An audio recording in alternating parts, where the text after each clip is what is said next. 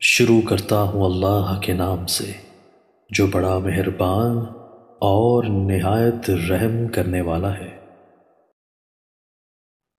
رسول اللہ صلی اللہ علیہ وآلہ وسلم نے فرمایا، اے وہ لوگو جو ایمان لائے ہو، اپنی زبان سے اور حال یہ ہے کہ ایمان اس کے دل میں داخل نہیں ہوا ہے، مسلمانوں کی غیبت نہ کرو اور ان کے عیوب کے پیچھے نہ پڑو،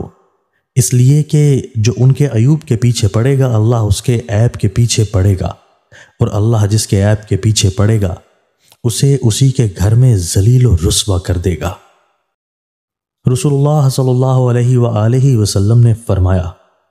مسلمان کی ہر چیز، اس کا مال، اس کی عزت اور اس کا خون دوسرے مسلمان پر حرام ہے، اور آدمی میں اتنی سی برائی ہونا ہی کافی ہے کہ وہ اپنے مسلمان بھائی کو حقیر سمجھے۔ رسول اللہ صلی اللہ علیہ وآلہ وسلم نے فرمایا، ظلم و بغاوت اور قطع رحمی رشتہ ناتا توڑنے جیسا کوئی اور گناہ نہیں ہے جو اس لائق ہو کہ اللہ تعالیٰ اس کے مرتکب کو اسی دنیا میں سزا دے، باوجود اس کے کہ اس کی سزا اس نے آخرت میں رکھ چھوڑی ہو۔ نبی اکرم صلی اللہ علیہ وآلہ وسلم نے فرمایا، سب سے بڑی زیادتی یہ ہے کہ آدمی ناحق کسی مسلمان کی بے عزتی کرے۔